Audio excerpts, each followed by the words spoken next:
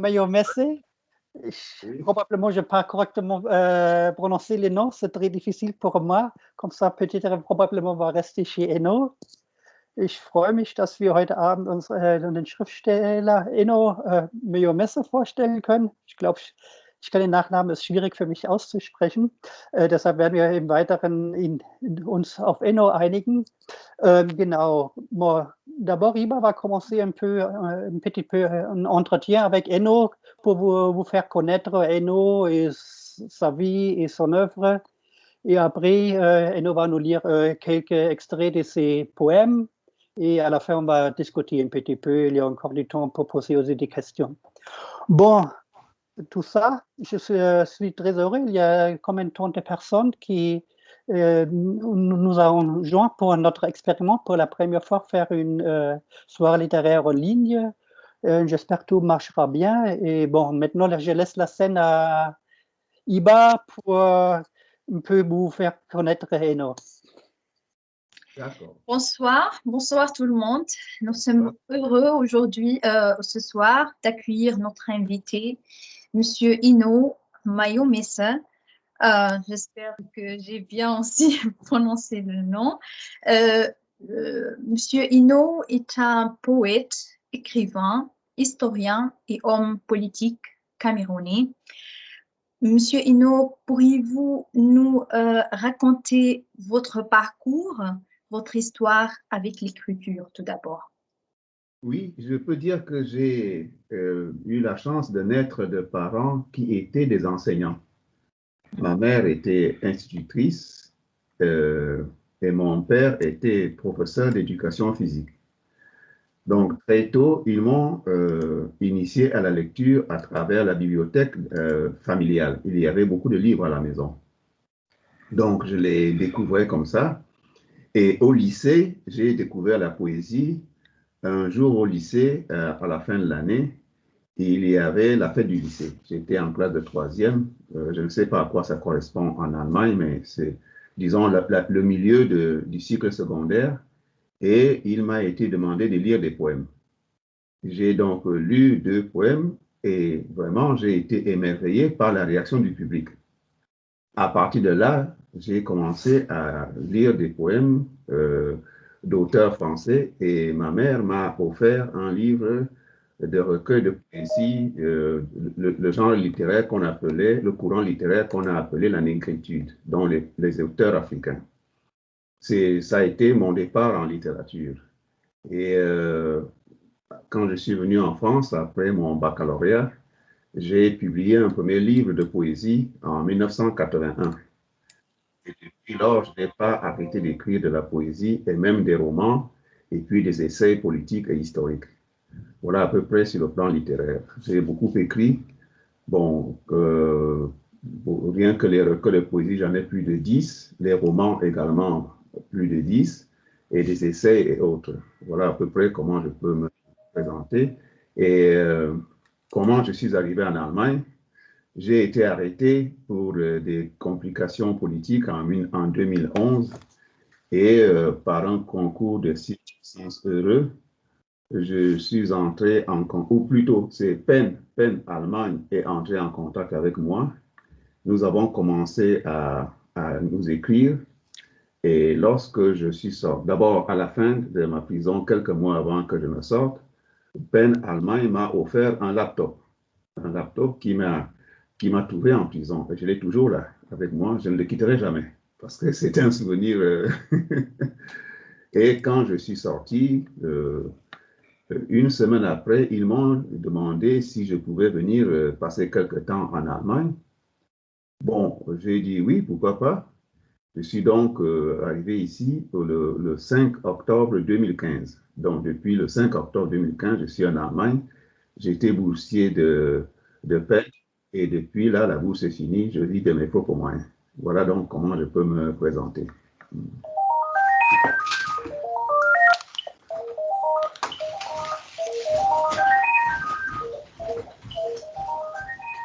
Il y a quelqu'un qui... Ok. Donc, est-ce que pouvez-vous Pouvez-vous nous parler en quelques mots de quelques livres de votre choix que vous avez publiés aussi? Bon, ici, je crois que le plus intéressant pour le public de la ville et puis le plus marquant parce qu'il a été écrit lorsque je venais là, lorsque j'ai eu l'invitation, j'ai reçu l'invitation, c'est ce livre. Je l'ai intitulé Darmstadt. Lorsque il m'a été demandé si je pouvais accepter de venir vivre en Allemagne, j'ai dit oui et j'ai écrit ce livre. J'ai écrit ce livre et ça fait l'écho. Comment s'appelle le livre? Parce que là, on ne peut pas voir. Darmstadt, comme la ville de Darmstadt. C'est-à-dire que lorsque l'invitation m'est parvenue, j'ai ouvert Internet et je me suis mis à chercher la ville de Darmstadt. Moi, je n'avais jamais entendu ce nom. On entend parler de Hambourg, de Berlin, de Francfort, bon, mais Darmstadt, je n'avais jamais entendu parler de ce nom. J'ai donc sur Internet cherché et puis j'ai vu la ville, j'ai vu Luisenplatz, j'ai vu Martinenhöhe, j'ai vu plein d'endroits. J'ai dit, ah, c'est une ville charmante. Et bon, j'ai été tellement enthousiasmé, d'une part, de venir ici, et d'autre part, je sortais d'une période très difficile. Je me suis donc mis à écrire des poèmes un peu pour traduire ma joie de découvrir cette ville. Donc, ce recueil de poésie, il est tout simplement intitulé Darmstadt, c'est-à-dire la ville de Darmstadt. J'y raconte mon rêve d'y vivre, parce que je l'ai écrit avant d'arriver en Allemagne. Je ne connaissais pas encore la ville. Donc, je crois que c'est le livre le plus significatif. C'est quoi Oui, et c'est quoi les thèmes abordés dans ce livre? C'est d'une part ma joie de l'amitié que l'Allemagne m'a faite et l'invitation d'y aller. Là, je raconte également l'amitié longue qu'il y a eu entre l'Allemagne et mon pays. Vous savez que le Cameroun avait été d'abord un protectorat allemand jusqu'à la fin de la Première Guerre mondiale. Donc, je parle de tout ça. Il y avait eu beaucoup d'échanges entre le Cameroun et l'Allemagne. Je parle de ça ici. Je parle de l'influence culturelle de l'Allemagne dans mon pays.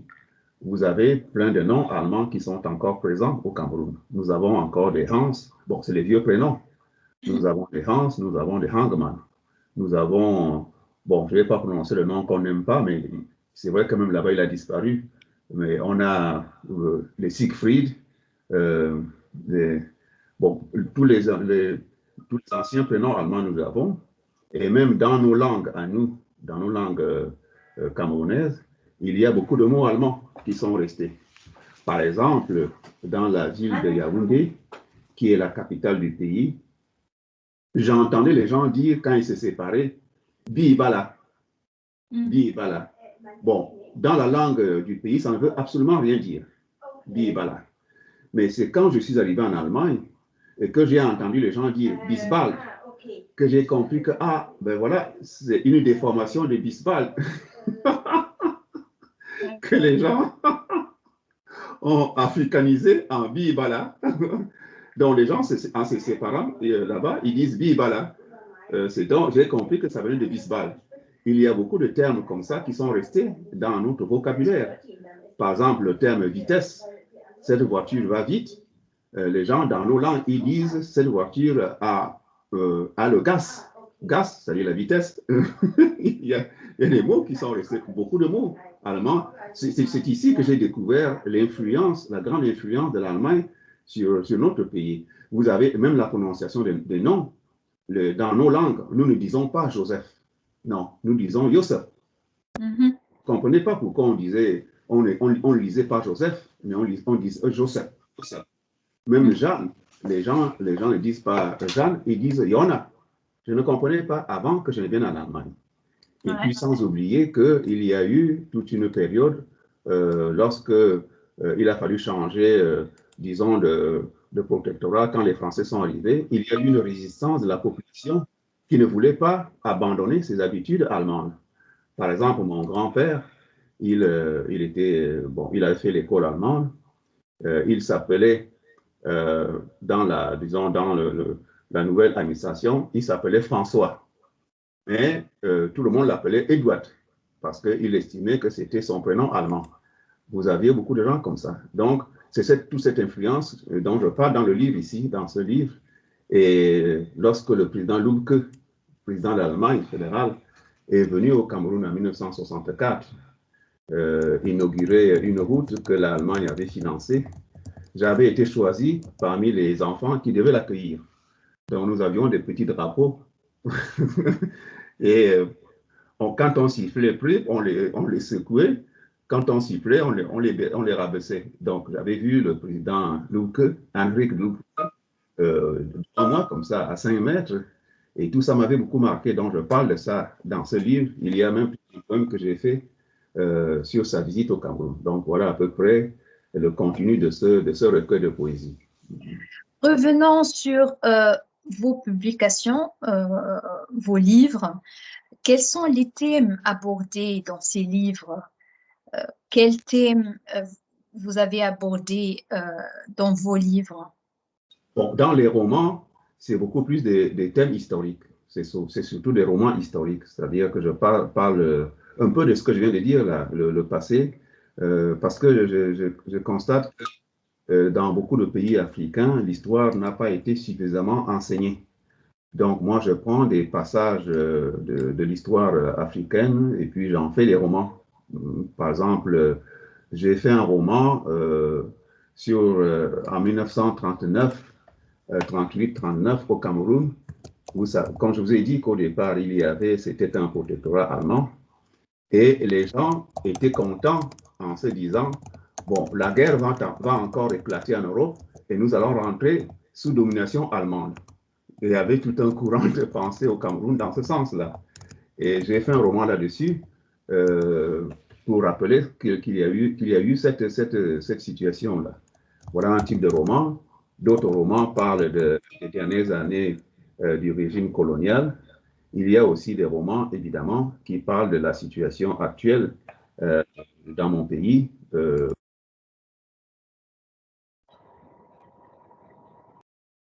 Non. Oh, on n'entend plus Ino là. Nicolas, tu as coupé le micro de Ino. C'est bon là? Ah, maintenant ça revient. Nicolas, kannst du das Bild von Enno wieder machen? Oui, c'est bon là. Bist du gerade drauf, nicht Enno zu sehen. OK. Bon, donc, je reprends à peu près ce que j'ai dit. J'ai dit que dans les romans, c'est surtout des romans historiques. Parce que j'ai constaté que dans beaucoup de pays africains,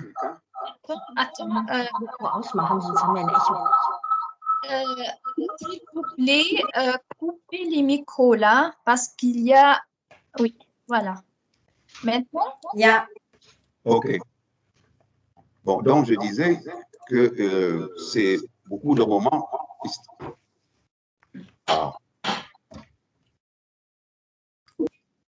Das muss ausbleiben. Deins ist an. Vous m'entendez là? Oui, maintenant on comprend. Voilà. Donc, je disais que c'est beaucoup plus des romans historiques parce que j'ai constaté que dans beaucoup de pays africains, on a très peu parlé de l'histoire. On ne la connaît pas beaucoup. On ne l'a pas vulgarisée. Donc, dans mes romans, j'essaie de raconter des passages de l'histoire que je connais, je les transforme en romans.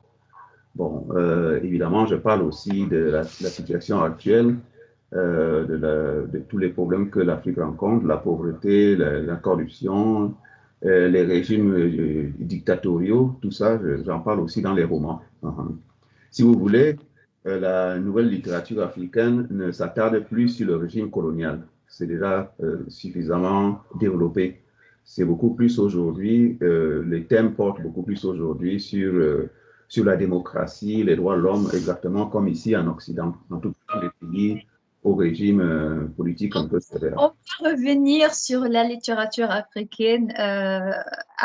J'ai une autre question tout d'abord.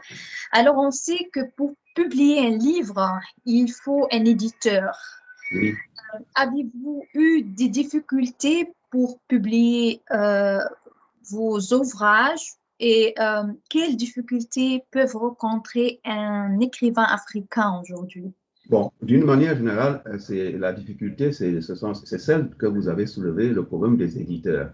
Parce que bon, ceux qui vivent dans le monde, dans les anciennes colonies britanniques, ils publient à Londres, en Angleterre. Ceux qui ont été dans les colonies portugaises et au Portugal, ou bon, les colonies françaises en France. Mais la difficulté avec les éditeurs, c'est que comme le marché africain est restreint, alors, ils hésitent à publier, à investir sur les livres africains parce qu'il n'y a pas beaucoup de preneurs. Donc, ça nous handicape énormément. Nous nous retrouvons avec des éditeurs qui nous demandent de tout payer. C'est-à-dire que c'est un éditeur, mais c'est vous, l'auteur, qui supportez tous les frais d'impression. On peut vous demander facilement 3 000 € pour votre livre. On le tire, on vous remet 400 exemplaires et on vous dit, bon, voici votre livre, débrouillez-vous avec. Bon, ça, c'est un gros handicap pour les auteurs africains. Il y a aussi un problème de distribution de livres. Bon, le réseau de distribution de livres en Afrique est très faible. Et tout ça aussi est lié au pouvoir d'achat. Demander à un Africain d'acheter un livre à 10 €, c'est une fortune. C'est beaucoup cher. Donc, les gens achètent peu de livres. Le bon prix pour un livre en Afrique, c'est 3, 4, 5 € maximum. Or, les livres, quand un livre arrive en Afrique à 5 €, c'est pas facile, c'est trop peu cher par rapport à tous les frais, le transport. C'est aussi un handicap pour l'édition en Afrique. Donc, ce que généralement on essaie de faire, c'est de créer nous-mêmes des maisons d'édition. Moi-même, j'en ai créé une au Cameroun qui continue à fonctionner jusqu'à présent. J'essaye tant bien que mal de soutenir les auteurs locaux en leur facilitant la publication de livres, parce que je connais tout le circuit du livre, on va dire du stylo à la librairie, je sais comment tout ça se passe, donc j'essaye de les assister dans ce sens. J'ai donc créé une maison d'édition au Cameroun pour essayer de combler ce vide-là. Voilà à peu près les problèmes des auteurs africains. Le public... Vous avez une maison d'édition au Cameroun? J'en avais créé une au Cameroun. Bon, maintenant, depuis que je suis venu en Allemagne, comme je ne suis plus là, bon, elle est 40-40. Vous a-t-il demandé quelquefois de modifier ou de supprimer certains passages dans vos livres? Non, non. Pardon, un instant, s'il vous plaît. Je vais demander à Eno de s'asseoir à l'autre côté devant mon camarade. Eno, on change de place. Peut-être que c'est mieux. Ah, super. Ah bon? Très bien. Oui, maintenant, on vous voit encore. OK. Parce qu'on ne voyait plus votre image. Ah, OK. Bon, d'accord. Super. Iba, tu es un peu contenu, je pense. Oui. Alors, la question est la suivante. La question, c'était, est-ce qu'on m'a demandé de supprimer des passages? Non. Dans beaucoup de pays africains, les auteurs sont utilisés pour justifier, disons, le fonctionnement des gouvernements. Et ils vous disent, mais nous ne sommes pas des dictatures, lisez un peu ce qui s'écrit sur nous. Les gens nous insultent, ils disent tout ce qu'ils veulent, on ne les arrête pas. Donc, c'est une manière de justifier les gouvernements locaux. En tout cas, moi, on ne m'a jamais demandé d'enlever un passage de mon livre. Bon, il y a aussi l'autocensure.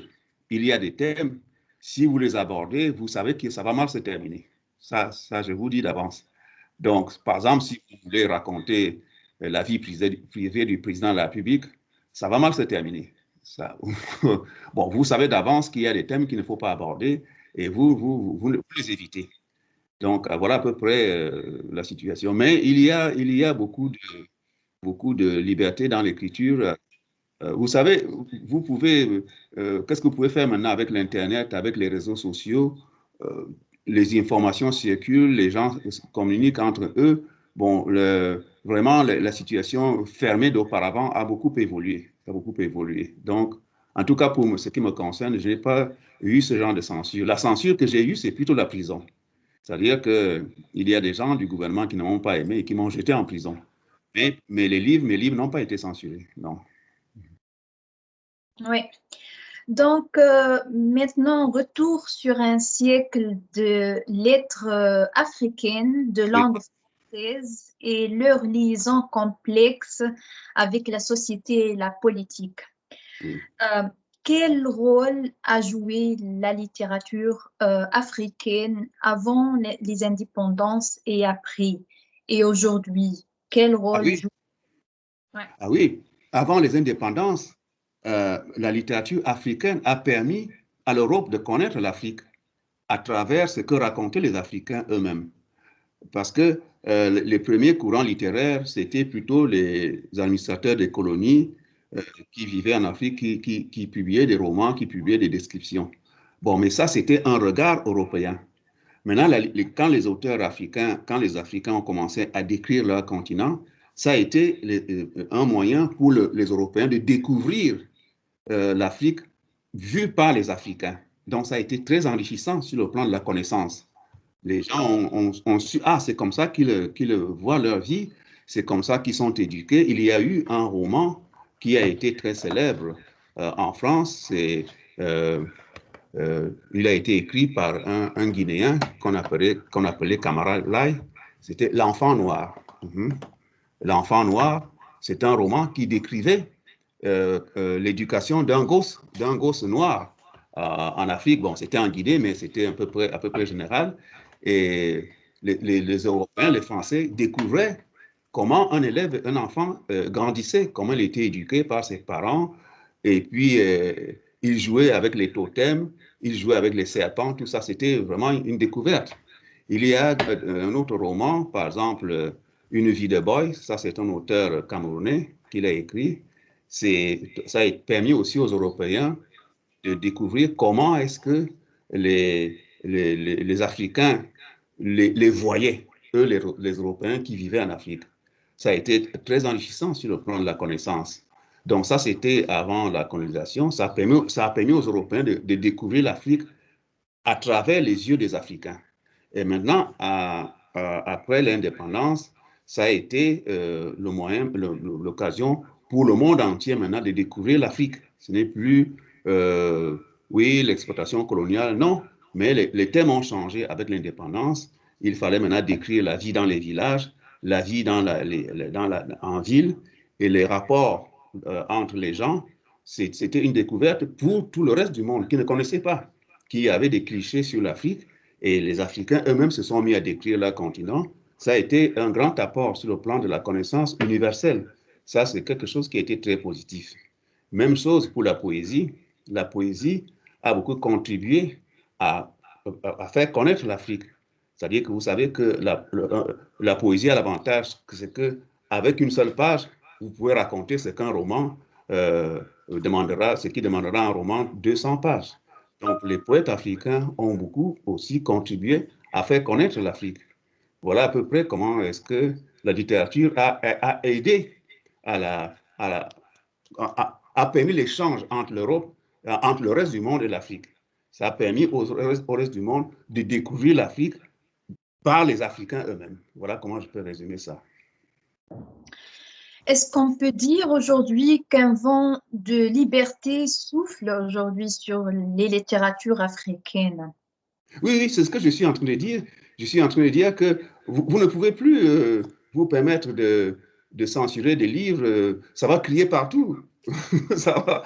L'Union européenne, ceci, les Amnesty, ça va crier partout. Bon, vous savez, moi, je peux dire que je suis le dernier auteur camerounais à avoir été arrêté. Mon arrestation a fait tellement de bruit que je crois que le régime de Yaoundé n'est plus prêt. Yaoundé, c'est la capitale de mon pays, c'est la capitale du Cameroun. Je crois que le régime du Cameroun ne se hasarderait plus à arrêter facilement un auteur, un écrivain, parce que ça avait fait trop de bruit, mon arrestation. Ça avait fait trop de bruit. Bon, et puis, comme je l'ai dit un peu avant, les gouvernements africains ont compris qu'il valait mieux les laisser, ces gens-là, qu'ils racontent tout ce qu'ils racontent, Nous, on gagne les élections, bon, ils n'ont qu'à nous insulter, mais ça ne change rien. Nous sommes au pouvoir, qu'ils écrivent qu'on triche, qu'on vole, ça ne change rien. Moi, je suis là depuis 30 ans. Bon, eux, ils disent que depuis 30 ans, je vole les élections, mais moi, je suis là. C'est un peu comme ça qu'ils fonctionnent, quoi. Donc, ils nous laissent écrire. Il y a eu beaucoup. Par rapport au début des années 60, il y a eu une grande ouverture. Et vous savez aussi, le monde est lié avec la fin du conflit Est-Ouest. La guerre froide, avec la fin de la guerre froide, ça a permis que les gens regardent les auteurs africains différemment. Auparavant, les auteurs africains étaient tous taxés de communistes. Dès que vous voulez décrire, critiquer un régime, on dit « Ah, ils sont influencés par Moscou. Voilà les rouges. Voilà les gens, les maoïstes. Ce sont ces gens-là, ce sont des dangereux qui veulent amener le régime communiste et tout. » Bon, depuis la fin du bloc soviétique, en tout cas, la fin de la guerre froide, en tout cas dans l'ancienne manière, bon, ce regard a changé. Ce regard a changé. Maintenant, on lit les auteurs africains avec un autre regard. Quand ils sont critiques, on ne dit plus qu'ils sont communistes. Bon, ça a été aussi quelque chose de positif. Ouais. Est-ce que vous avez gagné un prix ici en Europe ou en Afrique? Oui. Quand j'étais en prison, il y a eu un prix en Hollande. Je ne l'ai pas en tête là, oui. D'abord, ça m'a permis de vivre en prison. C'était quand même 2500 euros. C'était beaucoup. Ça m'a permis de tenir en prison pendant plus d'1 an. Oui. Je n'ai pas c'était peut-être un prix Oxfam, quelque chose comme ça au pays. Oui. Là-bas en Hollande, oui, effectivement. Mais il y a aussi un problème avec les prix, c'est que souvent, les prix littéraires, ce n'est pas forcément la qualité du livre, c'est beaucoup plus l'objectif que l'on recherche derrière un prix littéraire.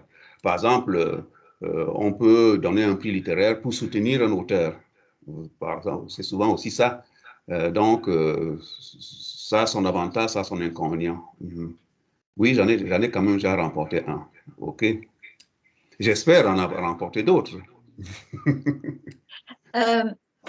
Quel thème vous voulez encore aborder en tant qu'écrivain? Bon, il y a vous savez, actuellement, il y a tout simplement des thèmes classiques, à savoir l'amour entre les gens, la découverte des autres. C'est quelque chose d'important. Moi, je crois que, par exemple, ici en Allemagne, on ne connaît pas suffisamment l'Afrique. On ne connaît pas beaucoup l'Afrique. Parce qu'il n'y a pas eu autant d'échanges que, par exemple, en France ou en Angleterre. Vous voyez? Donc, il y a beaucoup de thèmes que je voudrais écrire, qui, s'ils peuvent être traduits en allemand, ce serait bien. Ça permettrait aux Allemands, s'ils arrivent à les lire, de découvrir un peu ce qu'est l'Afrique racontée par un Africain. Par exemple, il y a toute cette écriture, toute cette littérature sur l'immigration. Je crois que les auteurs africains n'ont pas beaucoup écrit là-dessus. Il faudrait que les Africains donnent un peu leur opinion sur l'immigration, les difficultés de l'immigration, pourquoi les gens émigrent, que ce soit le point de vue des Africains, pas simplement le point de vue des Occidentaux.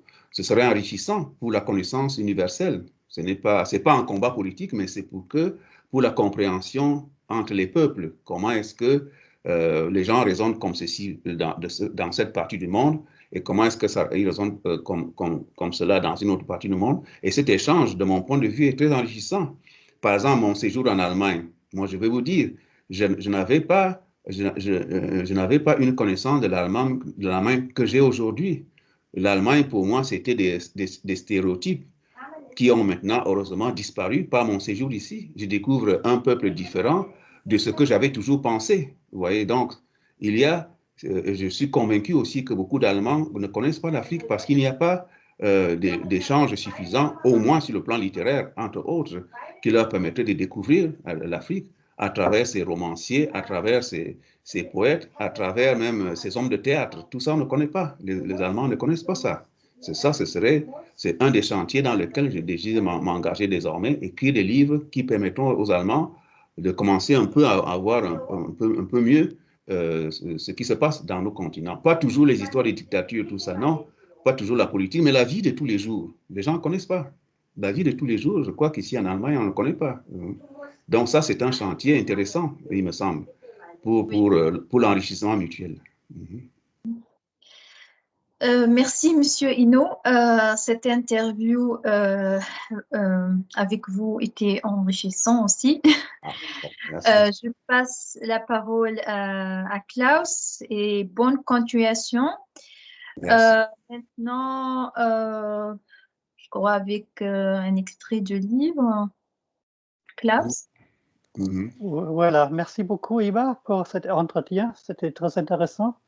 Et ja, wir machen jetzt weiter mit Stücken von Eno. On va lire des poèmes. Eno va les lire en français et moi vais les lire en allemand après.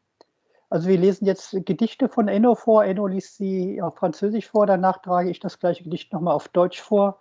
Und wir haben jetzt 3 Gedichte vorgetragen. Und peut-être Enno, vous aussi un peu expliquer peut-être le contexte de votre poème et tout ça. Voilà. Mais est-ce qu'on commence d'abord avec les poèmes ou est-ce que vous voulez d'abord un peu expliquer quelque chose? Non, je crois qu'on peut, bon, on va pas lire tous les poèmes parce que c'est long. Oui, Mais je vais prendre un extrait du livre du poème que j'ai appelé Comme les rois Douala. Et d'accord. c'est traduit en allemand par Wie die Douala König. OK? Bon, je ne commence pas par le début, mais je commence au milieu. C'est un poème que j'ai écrit parce que les rois Douala, c'est une ville du Cameroun et c'est une région. Ce sont ces rois qui, les premiers, ont été en contact avec les Allemands à la fin du 19e siècle. Et donc, ils se sont mis à envoyer leurs enfants faire les études ici en Allemagne. Ils étaient là à Potsdam, à Hambourg, à Berlin. Donc, il y avait une forte colonie camerounaise ici jusqu'à la fin de jusqu'à la Première Guerre mondiale. Donc, ce sont eux qui ont les premiers, on va dire, ouvert comment on va dire ça, le Cameroun à l'Allemagne. Donc, comme je venais en Allemagne, j'ai donc intitulé ce poème Comme les rois Douala.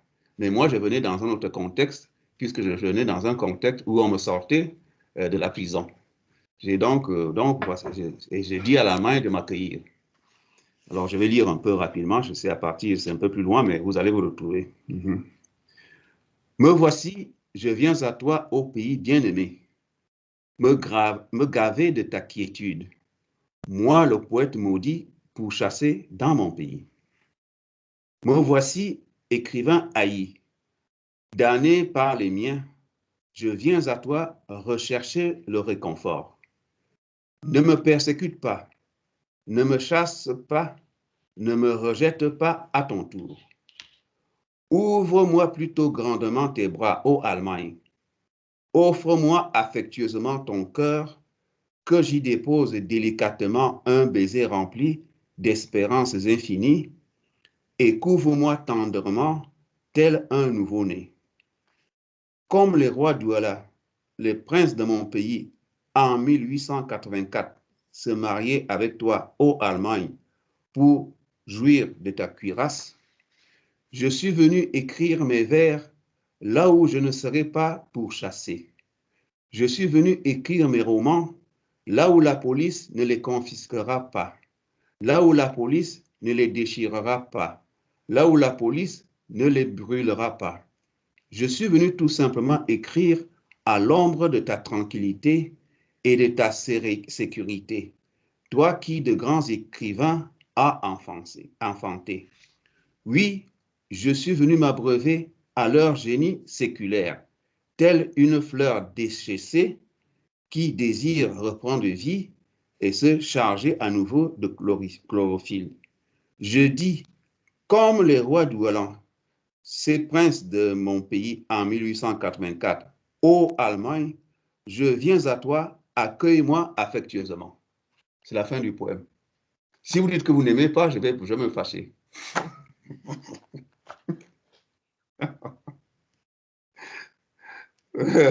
Donc voilà, Klaus peut lire en allemand maintenant. D'accord, je vais lire. Ich lese jetzt in Deutschland. Ich hoffe, ich finde den richtigen Start.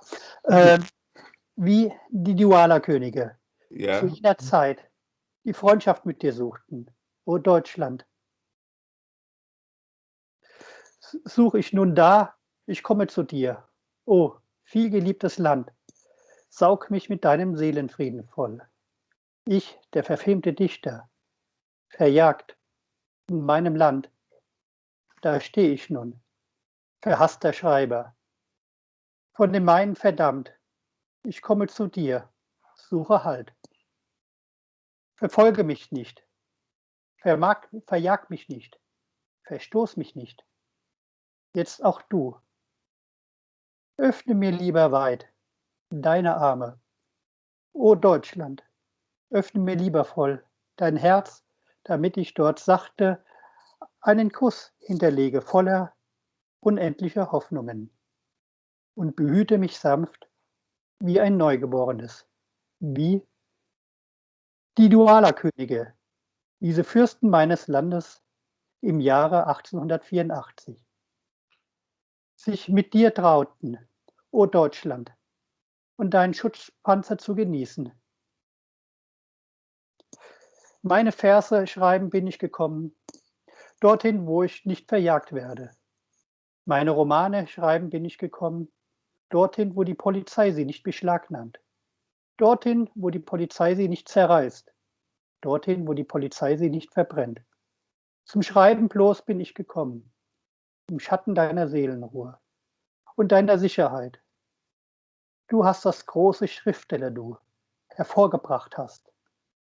Ja, ich bin hergekommen, mich an ihrem Geist der Jahrhunderte vollzusaugen, einer vertrockneten Blume gleich, die wieder leben will, von neuem sich aufladen, mit Pflanzenfarbstoff.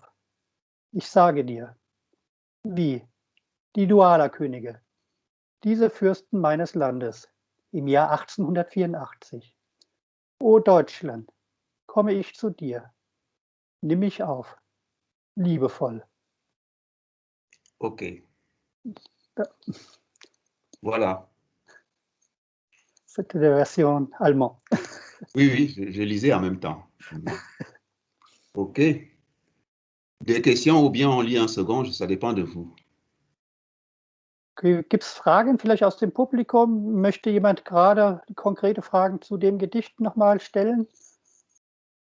Ich habe noch generell was, deswegen habe ich vorhin telefoniert. Da gibt es auch deutsche Gäste, die jetzt von dem Ganzen nicht so viel verstanden haben. Und da war die Frage, ob man zu dem, was der Enno vorher gesagt hat, eine Zusammenfassung auf Deutsch geben könnte. Ja, ich denke, dass wir sicherlich was zusammenschreiben können, wenn wir uns das hinterher jetzt anschauen, dass wir das nochmal zusammenschreiben und vielleicht nochmal so einen zusammengefassten Text dann auf Deutsch publizieren. Dauert vielleicht einen Moment, nicht direkt morgen, aber ich denke, das können wir sicherlich machen. Ja, oder und jetzt, also ich weiß nicht, gibt es jetzt Teilnehmer außer die Personen, wo ich vorhin das Telefonat jetzt gerade geführt habe, die jetzt nicht so viel verstanden haben? Die jetzt gerne noch zumindest zur Person von Enno und seinem Werdegang noch gerne ein paar Informationen auf Deutsch noch jetzt hätten? Sonst kann man auch jetzt ganz kurz Frage dann stellen, wenn jemand gerade vielleicht auf Deutsch eine Frage stellen möchte. Ja, Marianne, dann, ja, du musst dein Mikro entstummen, Marianne. Ah, ja. Okay. Hallo Ja. zusammen. Sehr interessant, sehr schön. Verstehen tue ich alles. Aber wenn Enno spricht, möchte ich ihn auch sehen. Er ist nicht zu sehen. Entweder ist es Klaus oder dann die Ira. auf die Kachel Nikola gehen und dann anklicken und im Zweifelsfall anheften machen. Unten gibt es diese 3 Punkte rechts, wenn man auf den Namen Nikola geht, dann Ja. gibt es unten rechts 3 Punkte und dann kann man anheften klicken und dann müsste der Enno auftauchen. Okay, erledigt. Genau, das war nämlich auch die Frage, warum ich gerade den Anruf hatte. Ich habe das dann versucht zu erklären. Ja. Jetzt. Perfekt, danke. Okay, ja. Weiter Gerne. so, super. Noch weitere Fragen? Sonst denke ich, wir können auch im Zweifelsfall nach den Gedichten nochmal eine Fragerunde einlegen. Dann machen wir vielleicht einfach weiter mit dem nächsten Gedicht. Und dann denke ich, können wir am Ende machen wir auf alle Fälle auch nochmal eine Fragerunde, dann auf Deutsch oder Französisch, jeder wie er möchte. Bueno, on va continuer avec le prochain poème. D'accord. Le second poème, c'est celui intitulé Darmstadt. Donc, comme je vous ai dit, je ne connaissais pas ce nom. Je connaissais Francfort, le nom, bon, plein de villes, Hambourg, Munich, tout ça. Et donc, j'ai cherché sur Internet ce qu'était Darmstadt. Et j'ai donc visité Darmstadt avant de venir sur Internet. Et ça m'a inspiré ce poème qui simplement traduit ma joie de venir non seulement en Allemagne, mais à Darmstadt après la difficulté de laquelle je sortais, qui était l'enfermement pendant 3 ans. Donc, j'ai écrit ce poème et vous allez le voir dans son contenu. Donc, le titre, c'est Darmstadt, tout simplement. Darmstadt, au son de ton nom, mon cœur a palpité follement, enivré par le désir de te serrer fortement dans mes bras et de te battre un tam-tam de joie. King, king, king, kundum, king, king, king, kundum, kundum, kundum. Ô ville du Land de Hesse, Darmstadt, au son de ton nom, mon être est revenu à la vie et mon âme a bondi de la tristesse, moi que ces gens ont enterré, ô ville du Land de Hessen. Darmstadt, au son de ton nom, ma plume, mon encrier, mes doigts et ma main, oui, ma main faite pour peindre le monde, ont repris goût et tout s'est illuminé à mes côtés. Ô ville du Land de Hesse, Darmstadt, au son de ton nom, le vent est redevenu pur, la lumière est redevenue étincelante et plus luisante que jamais. Ô ville du Land de Hesse, Darmstadt, Darmstadt, Darmstadt, ô ville que je bénis et proclame cité céleste. Moi, le poète, tu as rajouté des années à ma vie. Donc ça, c'est la version française. Klaus va lire en allemand. Okay, jetzt die deutsche Version. Also Enno hat das Gedicht geschrieben, bevor er nach Darmstadt kam. Also sprich, er hat das aus der Ferne geschrieben, das Gedicht, bevor er wirklich die Stadt gesehen hatte, nur von dem, was er vielleicht über Internet gesehen hat oder sonst vielleicht mitgekriegt hat. Moment. Darmstadt. Beim Klang deines Namens begann mein Herz wild zu schlagen. Trunken vor Lust, dich zu drücken, fest in meinen Armen und dir ein Freudentamtam zu schlagen. Kin, kin, kin, kundum. Kin, kin, kin, kundum. Kum, kum, kum.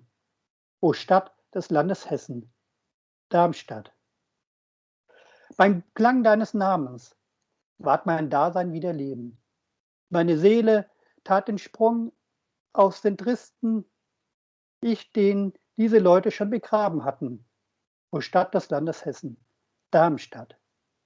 Beim Klang deines Namens haben meine Feder, mein Tintenfass, mein Finger, meine Hand, ja, meine Hand, geschaffen, farbenfroh die Welt zu schildern. Wieder Mut gefasst und alles rings um mich ward Licht. O Stadt des Landes Hessen, Darmstadt. Beim Klang deines Namens ist der Wind frisch geworden, das Licht wieder glänzend und strahlender als je zuvor.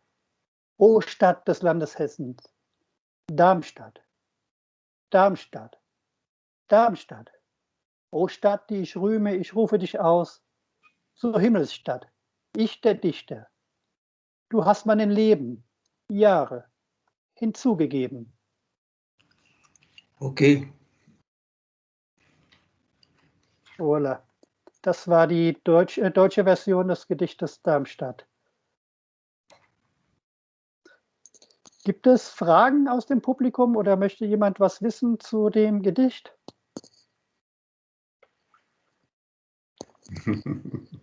Ja, voilà. Marianne? Mach ich. Moi, je peux poser une question. c'est Françoise. Hmm. C'est au sujet de ce qu'il souhaite écrire. Alors, je parle du présent ou de l'avenir. Alors d'abord, je voulais savoir s'il est en train d'écrire, si vous êtes, Monsieur Maillot-Messeux, en train d'écrire un livre, et vous aviez dit que les thèmes qui vous intéresseraient, c'est des thèmes plutôt actuels, et faire connaître la culture, l'Afrique aux Français ou aux Allemands. Et je pense que c'est une bonne idée parce que, en effet, il y a beaucoup de gens comme moi qui connaissent très peu de choses sur l'Afrique. Est-ce que vous pouvez parler plus concrètement de ce que vous êtes en train d'écrire en ce moment? Parce que je pense que ça pourrait intéresser beaucoup de gens de parler de vos expériences où vous avez vécu et de voir comment les gens vivent dans leur vie de tous les jours là-bas.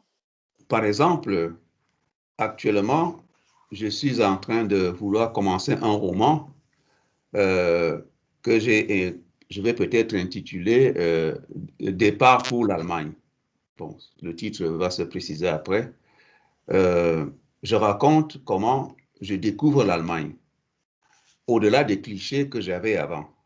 Vous voyez, pour moi, un Africain, comment j'ai découvert l'Allemagne, ce qu'est le peuple allemand, ce que sont les Européens d'aujourd'hui, parce que j'ai d'abord été en France, j'ai fait l'école primaire en France, mes parents m'ont ramené au Cameroun, j'ai fait l'université en France, après je suis rentré au Cameroun, ça c'est mon 3e séjour, mais cette fois-ci en Allemagne.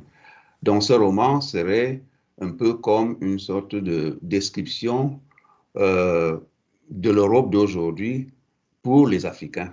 Pour les Africains, comme un Africain qui arrive en Allemagne, comment est-ce que il s'intègre, quelles sont les difficultés de l'intégration, etc. Ça, c'est quelque chose, c'est un thème que je suis en train de développer.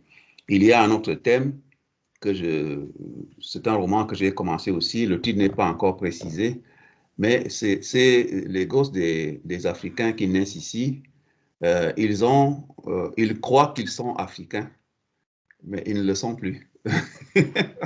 Je vais m'expliquer. Moi-même, mes parents m'avaient amené en France en 1961. J'avais 7 ans. Lorsque nous sommes retournés au Cameroun en 1964, donc pratiquement 4 ans après, j'ai eu des difficultés, vous ne pouvez pas imaginer, à me réadapter à la vie de là-bas. Et je peux dire que ça m'a pratiquement bouleversé. Alors, je vois aujourd'hui des enfants qui naissent ici, quand je vais dans leur famille, dans ces familles, les parents s'arrangent à leur parler les langues locales en Afrique, mais moi je ris. Je dis, mais ce sont des jeunes Allemands, vous perdez votre temps. Ils sont peut-être noirs de peau, mais ils sont Allemands. Ils ne pourront pas s'adapter au Cameroun. Un enfant qui est né à Stuttgart, ses forêts, c'est Stuttgart, ses ruisseaux, c'est Stuttgart. Ce n'est plus comme moi qui ai grandi au village à chasser les moineaux, c'est pas pareil. Vous avez beau lui donner un nom africain, ce n'est plus, c'est un Allemand. Donc je voudrais écrire aussi sur ce thème-là que bon, ces enfants, vous savez, ne vous fatiguez pas, ils sont Allemands. Ils sont Allemands. Bon, peut-être qu'essayer simplement qu'ils ne perdent pas tout de l'Afrique, mais ils ont fait la crèche ici, l'école primaire ici, la fac ici. Ils ont beau porter, ils ont beau s'appeler meilleur monsieur, mais ils sont Allemands. Donc voilà aussi un thème que je vais développer. Ce roman, je l'ai commencé aussi déjà à partir de ma propre expérience. Je vous dis, quand je suis rentré, quand mes parents m'ont ramené, et que je me mettais à parler notre langue, à nous, la langue maternelle de ma région, mais tout le monde riait. On disait que j'avais un accent épouvantable. Ça avait même failli me décourager de continuer à parler cette langue. Dès que j'ouvrais la bouche, tout le monde éclatait de rire. On disait, mais qu'est-ce qu'il dit celui-là? Donc, je vais développer aussi, je suis en train de développer ce thème-là. Voilà à peu près 2 thèmes sur lesquels je travaille actuellement. J'ai répondu à votre question. D'accord. Il y a une autre question, Anne, Marianne. Il faut débloquer le micro pour parler. Okay. Dans le fond, ce n'est pas une question, c'est quelque chose, c'est un fait que je me suis posé la question. Vous êtes ici maintenant en Allemagne et on voit qu'il y a beaucoup de sensibilité, beaucoup d'émotions dans vos explications et dans votre histoire.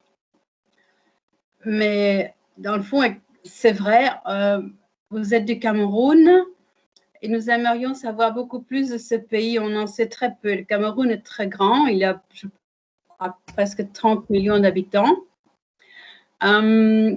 Nous sommes tous aptes et je crois d'accord de faire un petit quelque chose, d'aider d'une façon ou d'une autre, et nous serions contents de voir ou de savoir comment nous pourrions vous supporter, vous aider d'une façon ou d'une autre. Soit par votre façon d'écrire, ou bien de vous supporter en achetant votre livre, ça de toute façon. Mais s'il y a quelque chose qui vous ferait plaisir, où on pourrait vous aider d'une façon ou d'une autre, pour l'instant, bien sûr, ce n'est pas facile. On ne peut pas dire « je vous invite à prendre une bière ». Quelque part, ça, ce n'est pas possible. Mais disons que c'est un truc à crédit. On peut faire ça en été ou bien quand on pourra de nouveau ressortir. Dites-nous comment nous pouvons vous supporter et vous aider grâce à Nicolas ou bien directement. Et merci pour votre soirée, très agréable. Bon, j'ai commencé à construire un centre culturel, mais il s'est arrêté parce que, vu les difficultés du moment. Donc, un petit coup de main pourrait me permettre d'achever les travaux, ce serait une bonne chose. Bon, mais ça, ce sont des choses qu'on peut envisager plus tard. Hein.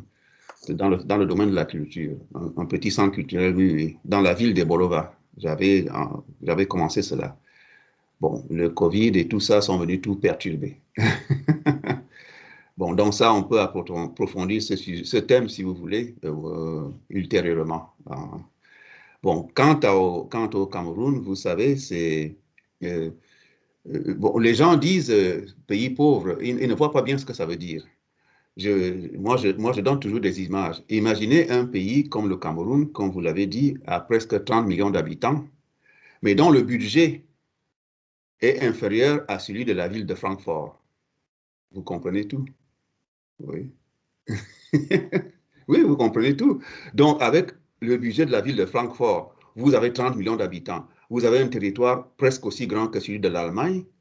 Forcément, vous n'aurez pas de belles routes, vous n'aurez pas de beaux hôpitaux, vous n'aurez pas de belles maisons, vous n'aurez pas de belles écoles, vous n'aurez... Oui, parce qu'il n'y a pas d'argent. Vous pouvez avoir toute l'intelligence du monde, vous pouvez avoir toute la volonté du monde, mais si on prend le budget de Francfort pour gérer 30 millions d'habitants, c'est rien du tout. Ouais, c'est un peu... Moi, je préfère donner ce genre d'exemple que de dire la pauvreté. Voilà la pauvreté. Qu'est-ce que vous pouvez faire avec une si grande population pour un budget si ridicule? Vous voyez, c'est ça. Voilà les choses que les gens ne comprennent pas bien. Même la ville de Darmstadt a presque plus de la moitié du budget du Cameroun. Vous imaginez? Ici, moi je vois, bon, pas cette année-ci, mais un peu avant, en été, on refait le tramway, etc. Bon, ce sont des choses qu'on n'imagine pas dans les pays africains. Le tramway est là, pourquoi le refaire, puisqu'il n'y en a même pas ailleurs? Vous voyez? Donc, voilà un peu comment je peux vous présenter le Cameroun. C'est des pays, il n'y a pas de... Les ressources sont insuffisantes pour le bien-être de la population. Tout le reste, les gens disent beaucoup de choses parce qu'ils ne connaissent pas cette réalité que je viens de vous présenter. Ils vont vous dire, ouais, les gouvernements sont corrompus, tout ça. Bon, vous savez, si vous n'avez que 2 doigts de banane pour 20 enfants, vous ne pouvez pas faire des miracles par rapport à l'autre qui a 20 doigts de banane pour 2 enfants. Vous voyez? L'Européen a 20 doigts de banane pour 2 enfants Et l'Africain a 2 doigts de banane pour 20 enfants. Quel miracle l'Africain peut faire? C'est pas possible. Vous voyez? Mais malgré toute la volonté, vous les Européens, vous nous avez tout donné sur le plan intellectuel. Vous nous avez ouvert toutes vos universités. Vous nous formez comme vos enfants. Vous nous aidez parce que vous nous accueillez dans vos cités universitaires. Vous nous donnez des bourses. Vous nous avez tout donné. Bon, nous rentrons chez nous et nous n'arrivons pas à développer nos pays. Et ce n'est pas parce que nous ne voulons pas, mais on n'a pas de ressources nécessaires. Nous avons tous les ingénieurs de la Terre, nous avons tous les agrégés, tous les docteurs, nous avons tout. Vous, les Allemands, vous nous avez, rien que dans la ville de Darmstadt, il y a près de 400 étudiants camerounais.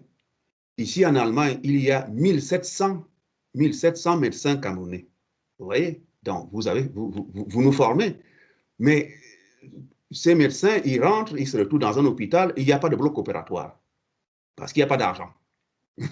C'est ça l'Afrique. Donc, c'est ça le Cameroun. Je peux vous résumer. Si vous comprenez cela, et tout le reste s'explique.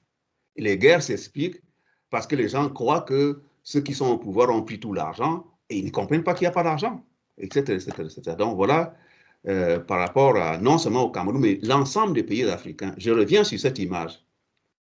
Imaginez que vous ayez 2 enfants pour 20 doigts de banane. Ou bien, bon, la banane, vous ne comprenez pas peut-être. 2 enfants pour 20 pains. Ça, c'est l'Européen. Mais nous, en Afrique, nous avons plutôt 2 pains pour 20 enfants. Pour 20 enfants. Vous voyez, qu'est-ce que nous pouvons faire? C'est très difficile. Donc, voilà à peu près comment, moi je préfère ce genre d'image que de donner des chiffres en disant, oui, on a l'aide au développement, ça a été tant de milliards, on ne sait pas là où ça part. Non, non, non, les chiffres ne sont pas parlants. Les images sont plus parlantes. Imaginez-vous un pays de 30 millions d'habitants, presque aussi grand que l'Allemagne, mais qui n'a que le budget de Francfort. Qu'est-ce qu'ils vont faire? Qu'est-ce qu'ils vont faire? Vous avez des pays qui ont, je vous donne un exemple, vous comprenez, il y a la guerre dans un pays comme la République centrafricaine. Même là aussi, il y a des différents niveaux qui sont incroyables. Le budget de toute la République centrafricaine n'atteint pas le budget du ministère de l'Éducation nationale du Cameroun. Vous voyez? Donc, les mouvements, les bandes armées peuvent s'installer parce que l'État n'a pas les moyens de contrôler le territoire. Vous avez le même problème au Mali. Le budget du Mali, c'est à peu près le tiers du budget du Cameroun. Mais le Mali est 4 fois plus grand que le Cameroun. Donc, voilà, au Mali aujourd'hui, l'État n'a pas les moyens de contrôler le territoire. Vous voyez, donc, on vous dit les Barkhane, les Sissi, les Azawad, les autres, l'État n'a pas les moyens de contrôler le territoire. Il n'a pas le budget nécessaire. Vous voyez? Ça, ce sont les réalités africaines qu'on n'explique pas bien, que les gens ne comprennent pas bien ici. Ils ne comprennent pas bien cela. C'est une question de moyens. On a tout ce qu'il faut sur le plan intellectuel. C'est vous qui nous formez dans vos universités. Mais quand nous rentrons, nous ne pouvons rien. Nous n'avons pas les ressources. Oui, merci. Il y a encore eine andere Question. Erstmal vielen Dank. Kurze Zusammenfassung. Enno hat da doch gerade ausgeführt, das größte Problem ist halt wirklich die fehlenden Geldmittel. Hat gemeint, Frankfurt hat ein größeres Budget als Kamerun, die Stadt Frankfurt. Und das hindert halt die Mittel, auch wenn man sonst intellektuell die Ausbildung da ist. Das war halt wirklich das größte Problem, ist halt wirklich dann einfach auch die fehlenden finanziellen Möglichkeiten in Afrika. Maintenant, il y a une question de Muriel. Tu voulais poser une question? Oui.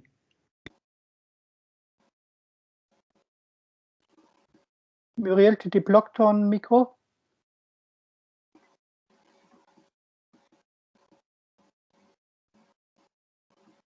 Non, ça ne marche pas. On n'entend pas. On n'entend pas. Non, sinon peut-être ça. Je vais lire la question parce que ça ne marche pas. Je vais lire la question parce que ça ne marche pas. Qu'est-ce qui a donné envie d'écrire et de devenir l'écrivain? Donc, Non, je crois que... Ah oui. Bon, je crois que, comme je l'ai dit, j'ai grandi dans les livres. Mes parents étaient des enseignants et il y avait toujours des livres dans ma maison depuis mon enfance. Et surtout ma mère, tout de suite, elle m'a donné le goût des livres.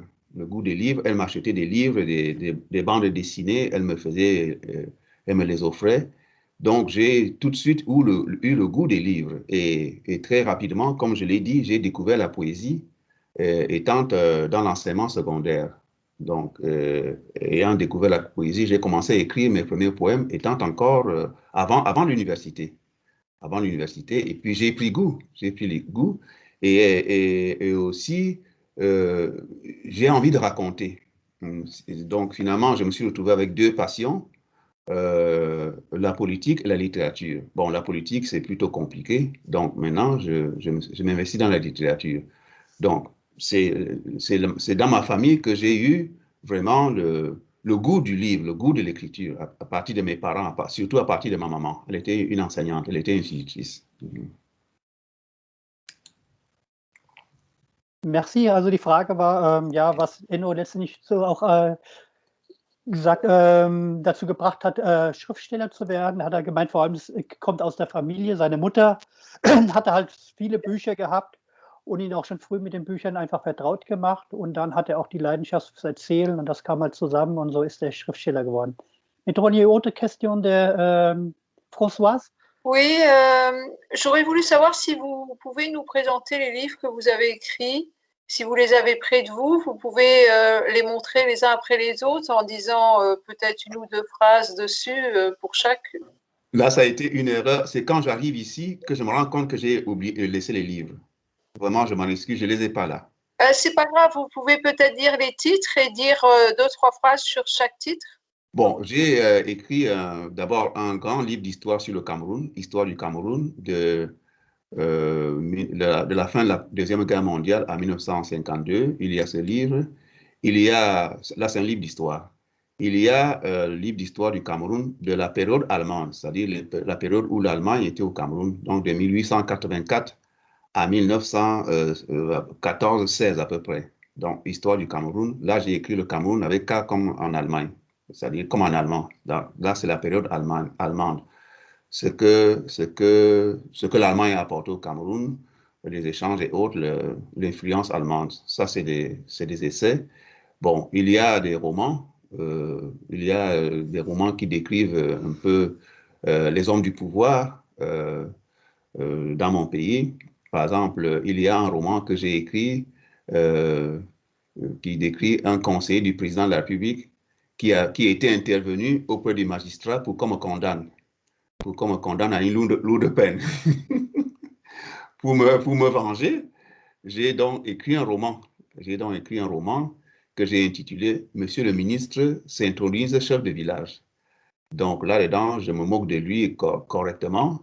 Donc il y a ce roman. Il y a un autre roman que j'ai écrit en prison, que j'ai intitulé « Docteur Essissia ». Bon, c'est une histoire vraie.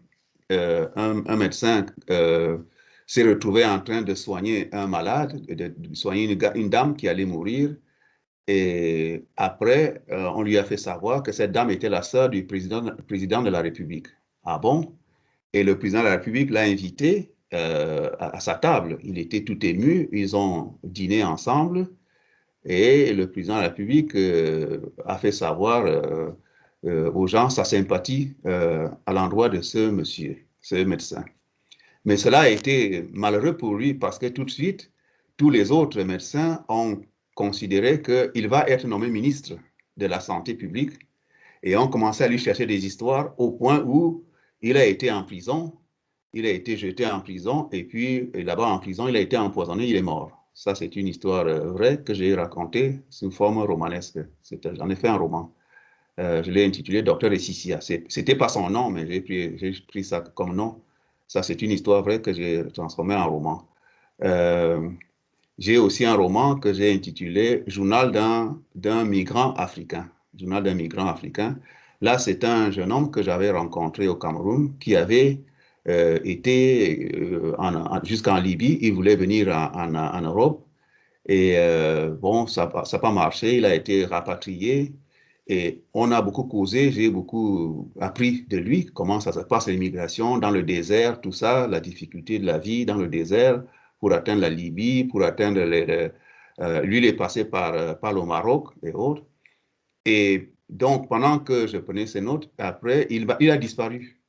Et je crois, quelque chose comme 6 mois après, j'ai appris qu'il est mort. Qu'il est mort en voulant revenir, tenter une deuxième fois de venir en Europe. Il est mort cette fois-là, on ne sait pas très bien, soit en Libye, soit probablement également en Libye. Il est mort dans un bateau. Donc j'en ai fait un roman que j'ai intitulé Journal d'un migrant africain. Voilà à peu près quelques-uns des thèmes que je développe qui pourraient vous intéresser. Mais ils sont en français. Et il y a celui-là qui est traduit en allemand. Ce roman-là a été traduit en allemand par un membre de PEN Allemagne, PEN Deutschland, Jürgen Strasse. Il est même là actuellement à PEN. Donc voilà à peu près. Bon, il y a plein d'autres romans. J'ai écrit un recueil de poésie sur le printemps à Darmstadt, Frühlings in Darmstadt. Donc je décris un peu, c'est mon premier printemps dans la ville de Darmstadt. On sortait l'hiver, donc j'y raconte en poésie la joie de redécouvrir le soleil, du retour du soleil, de la chaleur et autres.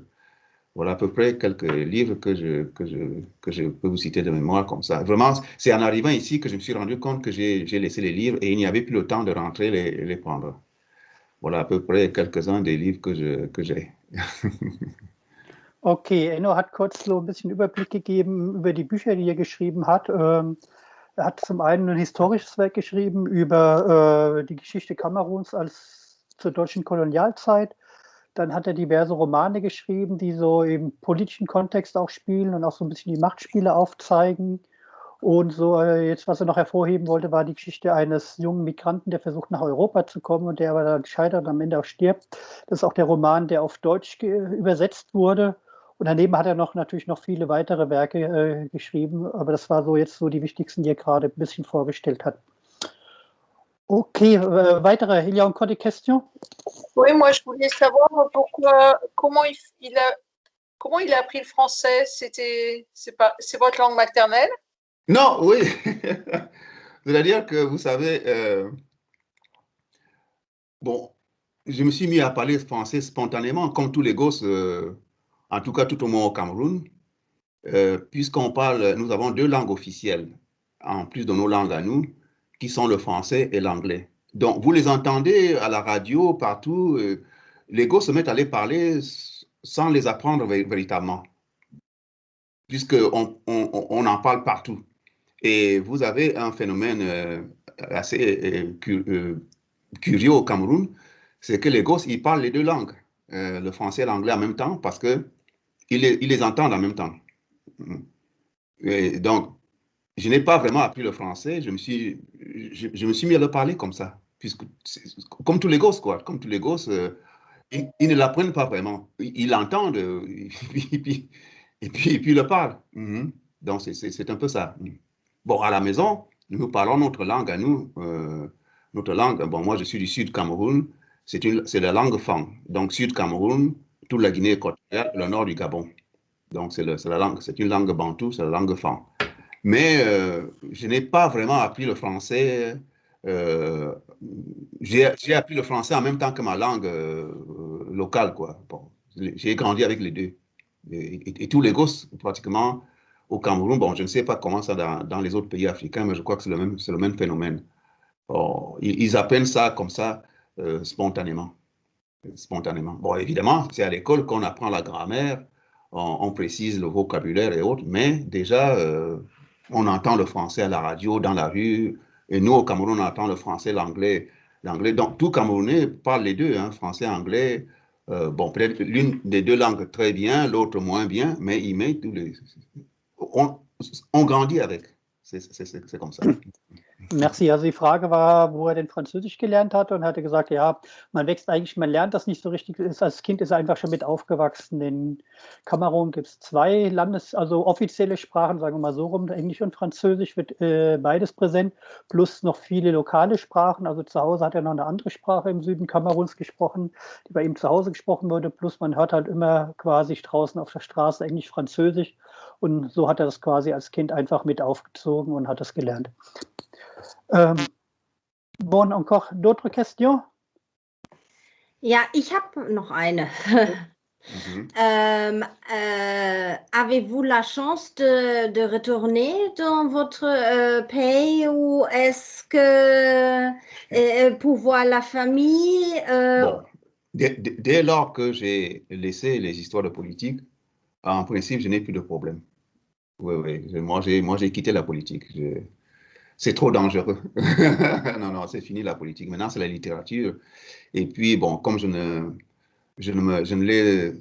les attaque pas de front, je ne les critique pas directement. Donc, en principe, je n'ai pas de problème. Je n'ai plus de problème, en principe. En principe. D'accord, die Frage war, ob Enno nochmal nach Kamerun auch irgendwie zurückkehren kann. Er hat gemeint, solange man sich aus der Politik raushält, ist es eigentlich keine Schwierigkeit und er hat jetzt seine politischen Aktivitäten eingestellt. Von daher dürfte das für ihn im Moment möglich sein. Bon, encore des questions, sinon encore une poème aussi, on peut lire le dernier. Et... Bon, on ne va pas le lire en entier. Enfin, moi, je ne vais pas le lire en entier. D'accord. Un peu long, je vais lire un peu. Bon, peut-être que vous pourrez. Oui, d'accord. Bon, lui, je l'ai intitulé Luisenplatz. Évidemment aussi, ça a été toujours écrit avant que je ne vienne ici.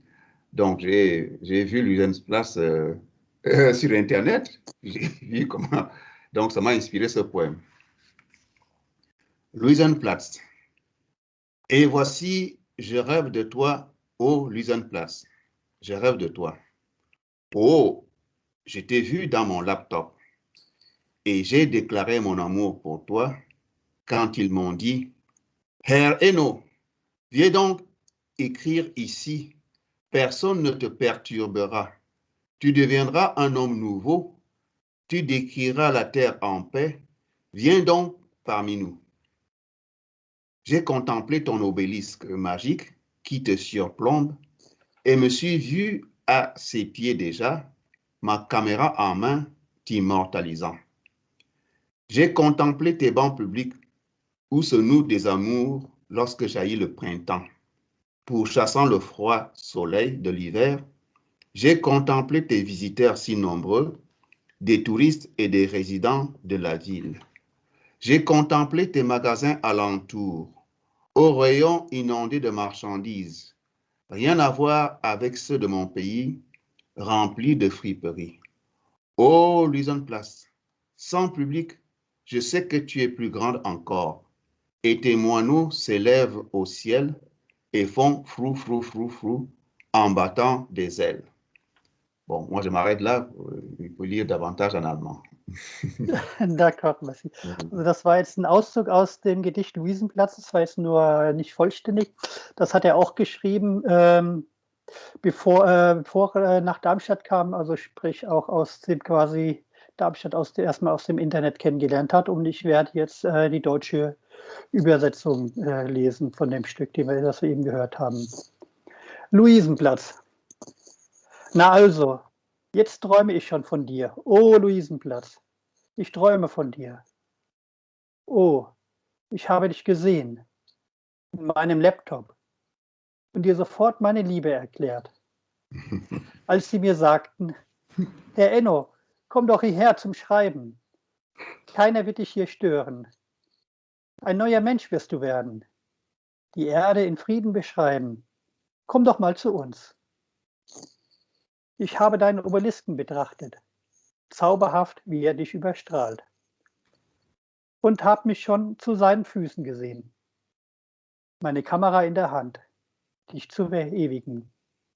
Ich habe deine Parkbänke betrachtet, wo Liebschaften sich binden, wenn der Frühling quillt und der kalten Wintersonne nachstellt. Ich habe deine Besucher betrachtet, so reich an Zahl, Touristen wie Bewohner der Stadt. Ich habe deine Geschäfte ringsrum betrachtet, mit dem von Waren überquellenden Regalen, nicht so wie jene meines Landes, voller Ramsch aus zweiter Hand. O Luisenplatz, ohne Publikum, bist du, weiß ich, noch größer sogar, und deine Spatzen steigen in den Himmel und machen Fru, Fru, Fru, Fru, wenn sie mit den Flügeln schlagen, um sich auf den Wipfel der Bäume ringsherum niederzulassen. Weißt du, oh Luisenplatz, ich werde zum Marimba-Spielen kommen, zu deinen Füßen. Mein Kopf wird sich entfesseln, mein Hals wird sich entfesseln, mein Rumpf wird sich entfesseln, meine Schultern werden sich entfesseln. Und meine Hände auch. So voller Freude werden sie sein. Beherzt werden sie die Holzschlägel fassen meiner Marimba und auf die Bambusscheiben hämmern meines Instruments. Jahrtausende alt aus Afrika. Was wollten sie zerdeppern? Und Kalebassenröhren darunter werden zauberhafte Klangfarben entströmen, die du noch nie vernommen hast. Und mein Kopf wird tanzen und mein Hals wird tanzen und meine Haare werden tanzen und meine Schultern werden tanzen und meine Hände werden tanzen und meine Finger werden tanzen und meine Lenden werden tanzen und meine Hinterbacken werden tanzen und meine Schenkel werden tanzen und meine Knie werden tanzen und meine Waden werden tanzen und meine Schienbeine werden tanzen und meine Knöchel werden tanzen und meine Füße werden tanzen und meine Zehen werden tanzen und mein ganzer Körper wird tanzen. Und die Passanten werden tanzen und die Neugierigen werden tanzen und die Schaulustigen werden tanzen, ebenso. Alles rings um dich und um mich, alles. Rings und ums Zwei wird tanzen, weil ich dir mitgebracht haben werde, meine Negritude. O Luisenplatz, ich sage dir, ich bringe nicht nur meine Bücher mit hierher, die ich dann ganz still genieße, im Schatten deiner Gebäude, wie jedermann. Ich bringe dir auch meine ganze Herzenswärme. Ich träume von dir, o Luisenplatz. Ich träume von dir, Tag und Nacht. Voilà. C'était un peu plus long. Das war etwas länger als jetzt, was Enno vorgelesen hat von dem Gedicht Luisenplatz. Avez-vous des questions par rapport à ce poème? Gibt es Fragen zu dem Gedicht? Moi j'ai presque envie de dire, quand on écoute ça, est-ce que vous n'avez pas été déçus quand vous êtes arrivés?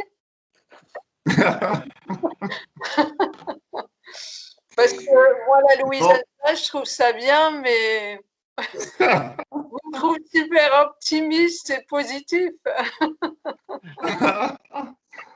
Bon, non, j'ai l'habitude des villes européennes, donc, bon, pas vraiment. C'est une place, comme j'en ai vu un peu partout. Disons qu'elle m'a beaucoup rappelé un peu la place de Catalogne à Madrid, Plaza de Catalunya. Bon, mais c'est une place comme une autre. Il y en a plein comme ça en Europe, dans les villes européennes. Non, je n'ai pas vraiment été déçu. Bon, c'est vrai que je n'ai pas vu beaucoup d'oiseaux, mais non, ça va. Et puis, elle est très animée, la Luisenplatz. Il y a les tramways, les gens qui descendent, qui montent. C'est très animé. Il y a les magasins tout autour. Non, pas vraiment. Die Frage war, ob er nicht enttäuscht war, Enno, als er dann den Luisenplatz in real gesehen hat, als er herkam. Nee, fand er jetzt nicht. Also hat ihn jetzt nicht so enttäuscht. Okay, d'autres questions? Sinon aussi die Question générale. Gibt es noch weitere Fragen, auch so jetzt nicht nur vielleicht zu dem Gedicht, sondern allgemein über Enno, sein Leben, sein Werk? Ja, vielleicht auch vorhin. Ja. Muriel? Ok, il me semble que Darmstadt te plaît. Est-ce que tu vas rester à Darmstadt? Oui, bon, je sais où aller à Darmstadt. C'est une ville qui n'est pas grande, sans être petite. C'est un peu devenu le chez moi, quoi. Oui. Très bien. Très bien. Si on me demande Darmstadt, il y a beaucoup de choses à voir. Darmstadt est très, très intéressant. Il y a beaucoup d'histoires et de musées et beaucoup d'endroits extraordinaires qu'il faut absolument voir. ne t'arrête pas à la Louisenplatz. Il y a beaucoup plus à voir que la Louisenplatz.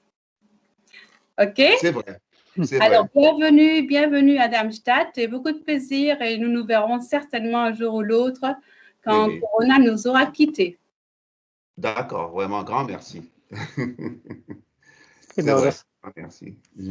war kleine Werbeblock. Enno hat erzählt, er fühlt sich halt auch in Darmstadt sehr, sehr heimisch und sehr wohl. Und Marianne hat nochmal gesagt, es gibt noch sehr viel mehr als außer dem Luisenplatz zu sehen, wo ich natürlich vollkommen noch zustimmen kann.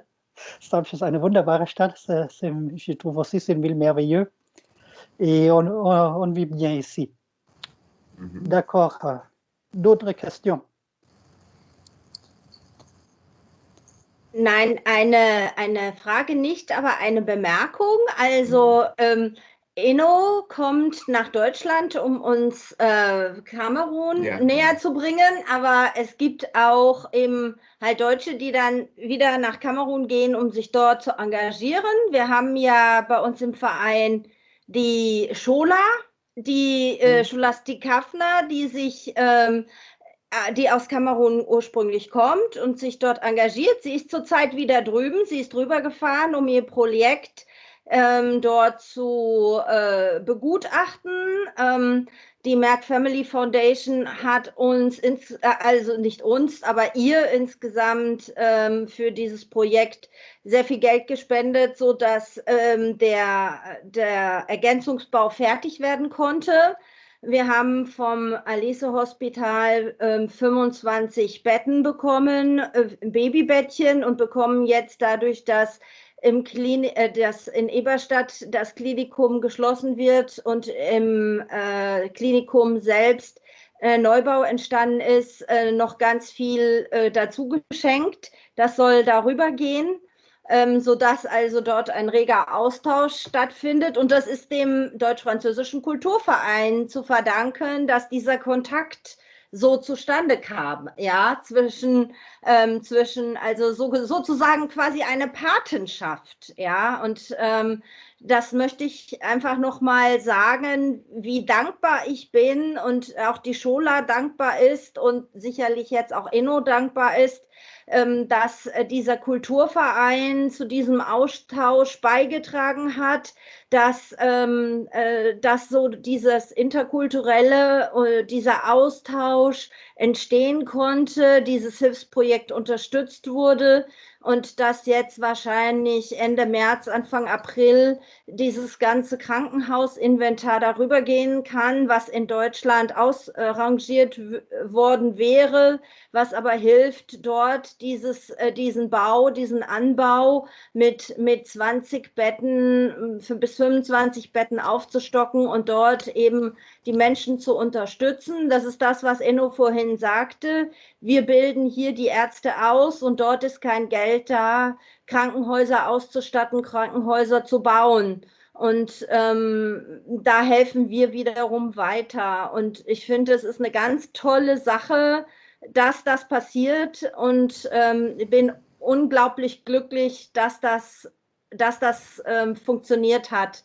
Und sage allen Danke, die sich da an diesem Projekt beteiligt haben, und bin wahnsinnig glücklich, dass dieser Austausch so geklappt hat. Und wenn es den DFKD nicht gäbe, wäre das auch nicht passiert. Also ganz, ganz herzlichen Dank an alle, die sich da engagiert haben in diesem Verein und auch bei der Schola und ihrem Projekt. Vielen Dank. Ja, danke. Ich denke, die Schola, die macht da ein ganz tolles Projekt zu der Unterstützung. Ich kann auch das nur unterstützen, was Nicola gesagt hatte. Im März hat sie ja sonst auch immer ihren afrikanischen Kulturabend gemacht, der wohl dieses Jahr, ich weiß nicht, was sie macht, aber jedenfalls in der gewohnten Form sicherlich auch ausfallen muss wegen Corona. Ja. Aber, also geplant war er ja, die Plakate sind alle gedruckt. Sie wollen den nicht komplett ausfallen lassen. Sie überlegen jetzt, ob es eine Mini-Veranstaltung gibt in der Knabenschule, wo sie das präsentieren und das Ganze über einen Livestream dann ins Netz übertragen wird. Das wird gerade noch geprüft. Deswegen ist sie auch rübergefahren, um aktuelles Filmmaterial mitzubringen. Okay, super. Nee, wir werden auch sicherlich alle Vereinsmitglieder informieren, wenn da was stattfindet. Genau. Dass auch dann irgendwie weiter in Kontakt bleiben oder das vielleicht unterstützen können. So, Muriel hat noch etwas. Du möchtest was zeigen? Was ist das? Ist das die Scola? Ich sehe, dass du spielst, ist das zu klein? Ja, also sie hat ein Buch geschrieben, das hat Muriel okay. in den Chat geschrieben. Es gibt ein Buch, das ist jetzt veröffentlicht worden, Ma Vie, zwischen zwei Welten,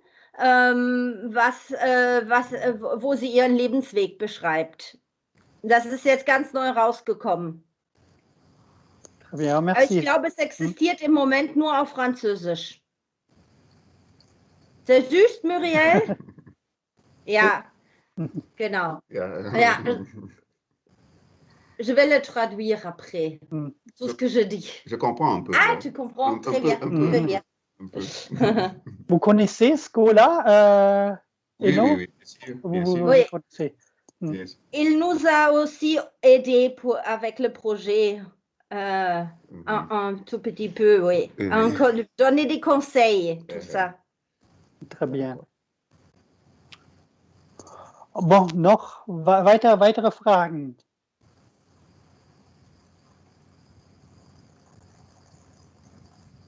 Zu Enno vielleicht auch noch mal zu dem, was vielleicht vorher da war. Ich weiß nicht, wenn die vielleicht nicht so gut Französisch können, vielleicht noch mal eine Fragen haben zu den früheren Themen, können wir jetzt vielleicht noch mal kurz drauf eingehen.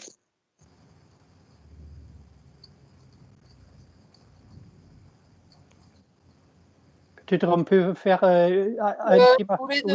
Demander, vos livres sont vendus sur Amazon? Oui. Je vais. Il suffit de taper mon nom et nos meilleurs messages, ils vont sortir sur l'écran. Oui. Ils y sont. Et j'ai encore une question. Qu'est-ce que vous voyez l'avenir de la littérature africaine? Qu'est-ce que vous pensez, comment ça va développer? Est-ce que va se plus répandre, aussi avoir un plus succès mondial, à partir plus grand? Oui, comme actuellement le monde est en train de s'ouvrir, vraiment l'interconnexion est très développée. De mon point de vue, de plus en plus, on va découvrir les auteurs africains. Oui, et les livres sont traduits dans d'autres langues. Progressivement, on va les découvrir, c'est-à-dire traduits en allemand, traduits en russe, en japonais. Il y en a déjà, mais je pense que le mouvement va s'accentuer. Plus. Oui, je crois. Okay, ich habe gefragt gerade, wie er so die Zukunft der afrikanischen Literatur sieht, und er meinte halt auch im Rahmen der jetzt Globalisierung werden auch zunehmend die afrikanische Autoren verbreitet und wird auch in unterschiedliche Sprachen, also auch in Russisch, Japanisch und weltweit quasi übersetzt. Mais les auteurs, ils restent en Afrique ou est-ce qu'ils partent pour autre part du monde et plutôt de ça là, ou vraiment ça sort de l'Afrique avec des missions d'édition aussi en Afrique? Bon, c'est un mélange. Il y a beaucoup d'auteurs qui vivent en Afrique. Il y a beaucoup d'auteurs qui vivent ici en Europe et aux États-Unis et au Canada. Bon, ça dépend. Mais la plupart des éditeurs sont en Europe. Donc, ça facilite la circulation des livres. Oui. Et en tout cas, ici, dans le monde occidental, ça facilite la circulation des livres. Et puis, ce sont eux qui arrivent à trouver des traducteurs pour le japonais, pour le chinois, pour le russe, de plus en plus, oui. Aussi, pour l'allemand, il y a déjà aussi quelques livres qui sont traduits. De plus en plus, j'en découvre parfois, oui. Mais comme le monde est en train de s'ouvrir, l'époque où les frontières mentales étaient très fortes cette époque est en train de finir. Je crois que la littérature africaine va être de plus en plus lue hors de l'Afrique, je pense. Okay, Enno hat noch so ein bisschen erzählt, also die Frage war auch dann, ob die Autoren eher in Afrika bleiben oder in andere Länder gehen und auch die Verlagshäuser. Und ja, die Autoren meinte, es ist unterschiedlich. Manche bleiben in Afrika, manche sind in den USA, Kanada, Europa. Und die Verlagshäuser sind dann doch eher in Europa, die dann quasi auch die Bücher der afrikanischen Autoren verlegen, weil die einfach auch die besseren Möglichkeiten haben, irgendwie an Übersetzer ranzukommen und vielleicht auch die finanziellen Mittel wieder haben. Jetzt kommen wir zum Thema, was wir vorhin schon hatten, einfach auch sowas zu bezahlen und dann quasi auch sowas dann global zu vertreiben. Marianne hat noch die Hand gehoben. Nein, habe ich nicht, aber nicht. Dann ist das noch von vorhin. Nichtsdestotrotz fand ich diese Abend total interessant, wenn ich das einfach so jetzt dazwischen sagen kann. Die Möglichkeit, dass es doch gegeben wurde, dass wir uns sehen und uns unterhalten. Dafür danke ich dir, Nicolas und Klaus und natürlich dann auch Enno. Danke. Ja, danke auch. Merci beaucoup pour la Participation. Okay, vielen Dank. Gibt es noch Fragen? Sonst würden wir vielleicht da wirklich zum Ende kommen. Weiß ich jetzt nicht. Letzter Aufruf noch gerade, wer hat. Ich denke, ansonsten kann man sicherlich auch mit Enno notfalls vielleicht dann Kontakt aufnehmen oder über uns oder einfach seine Bücher kaufen und lesen. Dann kann man sicherlich auch ganz viel über ihn erfahren. Aussi un grand merci de ma part à Enno et à Iba pour l'entretien avec Enno. Und großer Dank auch an Nicolas, die ganze Technik gemacht hat. Und auch die restliche Equipe vom DFKD, die im Hintergrund noch einfach mitgeholfen hat, den Abend zu gestalten. Merci beaucoup à vous tous. Genau, wir danken auch natürlich der Sparkasse, unser Sponsor, die uns auch jetzt trotz Corona nicht hat fallen lassen und uns ein bisschen unterstützt.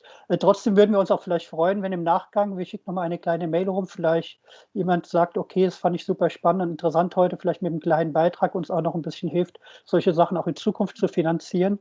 Hält jeder einfach hinterher nochmal eine kurze Mail mit einem Link, entweder überweisen oder über PayPal haben wir Möglichkeiten.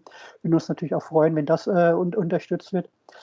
Ja, genau. Und ich hoffe halt, jedem hat es gefallen. Es war eine Premiere. Technisch hat nicht immer alles so funktioniert, wie wir uns das vorgestellt haben und in der Übung. Das ist wie beim Theater, irgendwie mit der Premierenprobe klappt es gut und nachher dann doch nicht.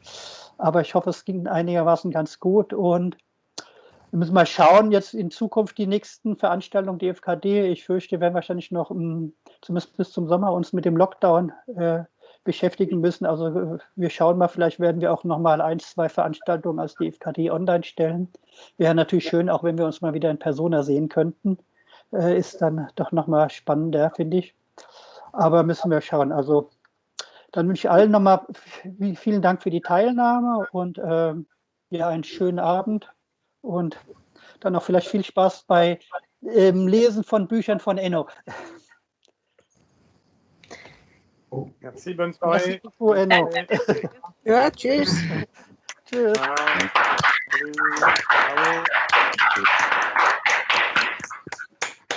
Merci beaucoup. C'est moi qui suis impressionné de découvrir que des personnes ici en Allemagne puissent s'intéresser à la littérature africaine. C'est encourageant. Grand merci. De rien. Merci d'être venu. OK. À bientôt. À bientôt. OK. Au revoir.